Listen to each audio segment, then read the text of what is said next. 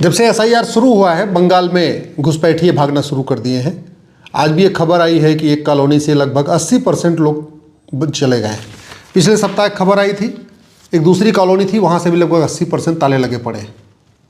घुसपैठिए कुछ बांग्लादेश भाग रहे हैं, कुछ भाग के बिहार में आ रहे हैं, कुछ भाग के झारखंड में आ रहे हैं, कुछ जहाँ जहाँ उनको मौका मिल रहा है आस पड़ोस के राज्यों में भागते चले जा रहे हैं। लेकिन क्या ये एसआईआर करने से घुसपैठिए पूरी तरीके भाग जाएंगे? क्या एसआईआर ही अस्थायी समाधान है? क्या एनआरसी ही अस्थायी समाधान है? अगर इसको आपको समझना है तो सबसे पहले घुसपैठ का मूल कारण समझिए। घुसपैठ का मूल कारण ये है कि हमारी बाउंड्री पूरी तरीके खुली हुई है। हमने चीन जैसी दीवार बनाई नहीं। हालांकि 15,000 किलोमीटर हमारी बाउंड्री है, चीन ने तो 21,000 किलोमीटर ऊंची दीवार 21,000 किलोमीटर लंबी दीवार बना रखा है। अगर हम साल भर में 1,000 किलोमीटर बनाए होते तो पिछले 75 साल में अब तक हमारा पूरा का पूरा बाउंड्री जो है सुरक्षित हो चुका होता।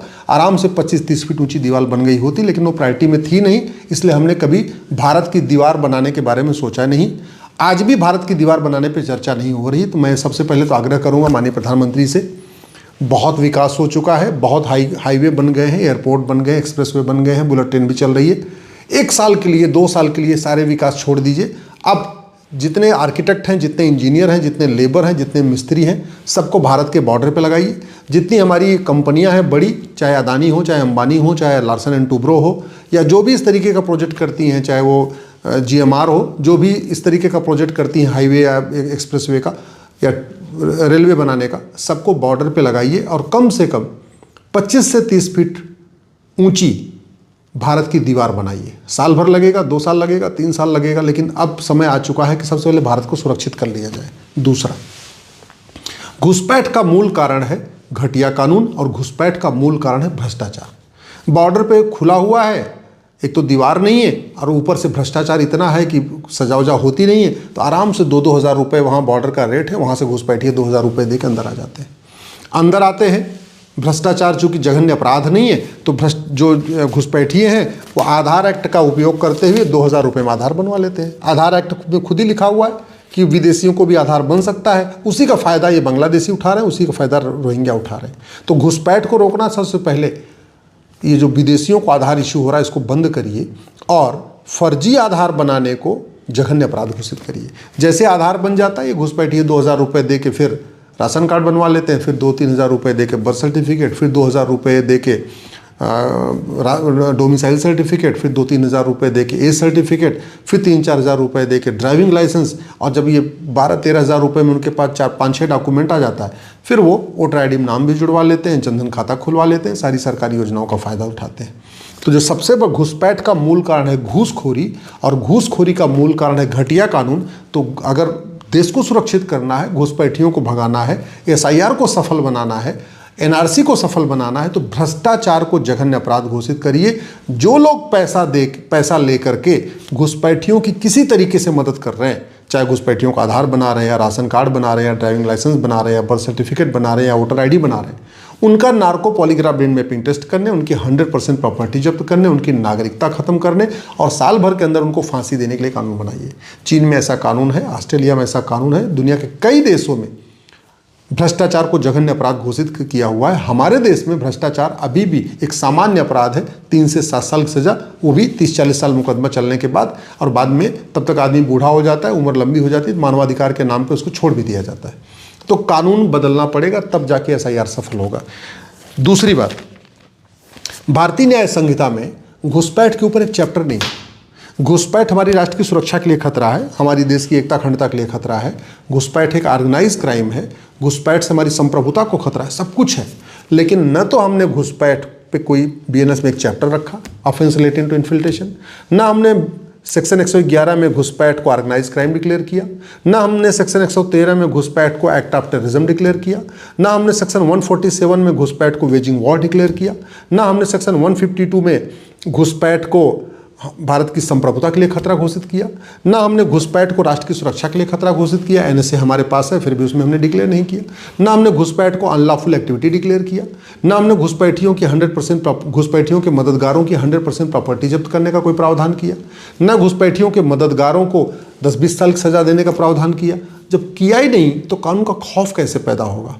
एसआईआर हो रहा है, लेकिन इसमें सारे के सारे घुसपैठिए वापस म्यांमार नहीं जा रहे हैं, सारे बांग्लादेश नहीं जा रहे हैं, कुछ जा रहे हैं। बाकी वहीं जहाँ एसआईआर होता है उस राज्य से बगल के पड़ोस में राज्य में चले जाते हैं। जैसे जब बिहार में एसआईआर हो रहा था तो भाग के झारखंड चले गए, असम चले गए, बंगाल चले गए।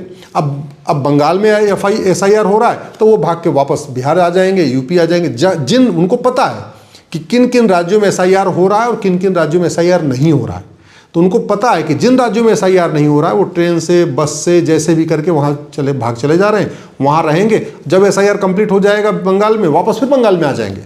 ये अलग बात है वोट नहीं दे पाएंगे, लेकिन अगर बंगाल में रहेंगे तो और भ्रष्टाचार खत्म नहीं हुआ तो जैसे उन्होंने पहले डॉक्यूमेंट बनवाए फिर डॉक्यूमेंट बनवा लेंगे। इसलिए अगर एसआईआर को सफल बनाना है तो इसमें एक चैप्टर जोड़ना पड़ेगा बीएनएस में, ऑफेंस रिलेटिंग टू करप्शन। दूसरा चैप्टर जोड़ना पड़ेगा offence relating to infiltration. Corruption और इन्फिल्ट्रेशन को, घुसपैठ और भ्रष्टाचार को राष्ट्र की सुरक्षा के लिए खतरा घोषित करना होगा, देश की एकता अखंडता के लिए खतरा घोषित करना होगा, भारत की संप्रभुता के लिए खतरा घोषित करना होगा। भ्रष्टाचार और घुसपैठ को ऑर्गेनाइज क्राइम डिक्लेयर करना होगा। भ्रष्टाचार और घुसपैठ को एक्ट ऑफ टेररिज्म डिक्लेयर करना होगा, वेजिंग वॉर डिक्लेयर करना होगा, भारत की संप्रभुता के लिए खतरा घोषित करना होगा। तब पुलिस इफेक्टिवली काम करेगी। पुलिस इफेक्टिवली तब काम कर पाएगी जब पुलिस स्वतंत्र हो, पुलिस निष्पक्ष हो।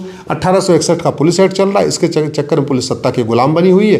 तो यूपी की पुलिस अलग तरीके से काम करती है, बंगाल की पुलिस अलग तरीके से काम करती है। कई जगह ऐसी घटनाएं सामने आ रही हैं, बीएलओ आत्महत्या कर ले रहे हैं। अब बीएलओ जो आत्महत्या कर रहे हैं उसके लिए भी मूल कारण है ये घटिया रिप्रेजेंटेशन ऑफ पीपल एक्ट। इसमें ऑफेंस रिलेटिंग टू इलेक्शन है, लेकिन जो आप इलेक्शन से रिलेटेड ऑफेंस है वो भी कोई गंभीर अपराध नहीं, कोई जघन्य अपराध नहीं। दूसरा, इसमें जो फॉर्म 6 है उसमें आधार को ही एज प्रूफ मान लिया गया है। आधार एक्ट कहता है कि आधार न तो डेट ऑफ बर्थ का प्रूफ है, न डोमिसाइल का प्रूफ है, न सिटीजनशिप का प्रूफ है। आधार एक्ट ये कह रहा है कि आधार न तो नागरिकता का प्रमाण है, न निवास का प्रमाण है, न जन्म का प्रमाण है। लेकिन फॉर्म 6 ये कहता है कि आधार जन्म का प्रमाण है। तो अपने आप में form 6 representation of people act और आधार एक्ट में आपस में ही कॉन्फ्लिक्ट हो रखा है और इसको आज तक ठीक नहीं किया गया। मैं सुप्रीम कोर्ट में इसी बात पे लड़ रहा हूँ, लेकिन आज तक इस पे काम हुआ नहीं। तो जो पुराना फॉर्म 6 था वो आज तक चल ही रहा है, चलता जा रहा है। ये जो घुसपैठिए आ रहे हैं इनको मदद कौन करता है? लोकल जो छोटे छोटे नेता होते हैं जिनको पार्षद बनना है, प्रधान बनना है, वो मदद करते हैं। वो क्यों मदद करते हैं? क्योंकि पार्षद प्रधान का चुनाव 50 वोट, 60 वोट, 100 वोट से डिसाइड होता है। 50-60 वोट जिधर ज़्यादा पड़ गई उधर का वो व्यक्ति पार्षद बन जाता है, प्रधान बन जाता है। वो क्यों घुसपैठियों की मदद करता है? क्योंकि राजनीति बहुत फायदेमंद धंधा है। पार्षद बनते ही उसके पास स्कूटर होगी तो साल भर के बाद वो फॉर्च्यूनर खरीद लेगा, स्कॉर्पियो खरीद लेगा, बोलेरो खरीद लेगा, बुलेट खरीद लेगा। तो जब तक राजनीति फायदेमंद धंधा है तब तक भारत के रहने वाले घुसपैठियों की मदद करेंगे, घुसपैठियों को बसाएंगे, रोहिंग्या को बसाएंगे, बांग्लादेशी को बसाएंगे। और नतीजा ये है कि दुनिया में सब ज़्यादा घुसपैठिए भारत में हैं, 5 करोड़ से ज़्यादा। और बसाया किसने? हमारे ही छुटभइये नेताओं ने, हमारे ही नेताओं ने बसाया, जिनको पार्षद बनना, प्रधान बनना, सांसद बनना, विधायक बनना है। चूंकि कानून घटिया है, अब इसमें आधार एक्ट में साफ साफ लिखा हुआ है कि जो 6 महीने रह ले वो रोहिंग्या हो या बांग्लादेशी, उसका आधार बन जाएगा। और कैसे बनेगा? उसका सर्टिफिकेट कौन देगा? 6 महीने रहने वाला, वो भी लोकल पार्षद देगा, प्रधान देगा। यानी जो व्यक्ति इसमें आज की डेट में पार्षद है और प्रधान है, अगर अपने लेटर हेड पे लिख के दे दे कि हाँ ये व्यक्ति को मैं जानता हूँ, 6 महीने से हमारे गांव में रहता है या 6 महीने से हमारे मोहल्ले में रहता है, उसका आधार बन जाएगा। और चूंकि उसको अगली बार फिर पार्षद बनना है, फिर प्रधान बनना है, तो उसको अगर जहाँ 50 रोहिंग्या दिख गए, 50 बांग्लादेशी दिख गए, उनसे वादा कर देता, भैया काम कर, मैं तेरा आधार बनवा दूंगा, आधार बना के तेरे सारे डॉक्यूमेंट बनवा दूंगा, तू बस मुझे वोट दे दे। और फिर वो उसकी बल्ले बल्ले है, वो 3 बार इसी बहाने 2 बार पार्षद प्रधान बन जाएगा, 3 बार पार्षद प्रधान बन जाएगा, 4 बार पार्षद प्रधान बन जाएगा। लोकल लोग भले उसका विरोध करेंगे, लेकिन चूंकि घुसपैठियों को एकमुश्त वोट मिल रही है तो पार्षद प्रधान बनता जा रहा है। तो जब तक राजनीति नो प्रॉफिट नो लॉस नहीं होगी, जब तक करप्शन खत्म नहीं होगा, देश सुरक्षित नहीं हो सकता। और करप्शन खत्म करने का यही तरीका है, 100 रुपये से बड़ी नोट बंद हो, 1000 रुपये से ऊपर कैश लेन देन बंद हो, 10,000 रुपये से ऊपर आधार अनिवार्य हो, भ्रष्टाचारियों का narco polygraph brain mapping test किया जाए, भ्रष्टाचार को जघन्य अपराध घोषित किया जाए और भ्रष्टाचारियों को साल भर के अंदर जैसे चीन में फांसी होती वैसे फांसी दिया जाए। तो अगर देश को सुरक्षित बनाना है तो घुसपैठियों को भगाना होगा। घुसपैठिए तब भागेंगे जब कानून बदलेगा। कानून तब बदलेगा जब इस पर संसद में चर्चा होगी। तो पहली आवश्यकता यह है कि संसद में चर्चा करके अपने सड़े गले कानूनों को बदलें, यूनिफॉर्म पुलिस कोड बनाएं, यूनिफॉर्म एडमिनिस्ट्रेटिव कोड बनाएं, यूनिफॉर्म जुडिशियल कोड बनाएं, कानून कठोर बनाए और साल भर के अंदर सजा हो, यानी जस्टिस विद इन ईयर लागू हो, तब जाके देश सुरक्षित होगा।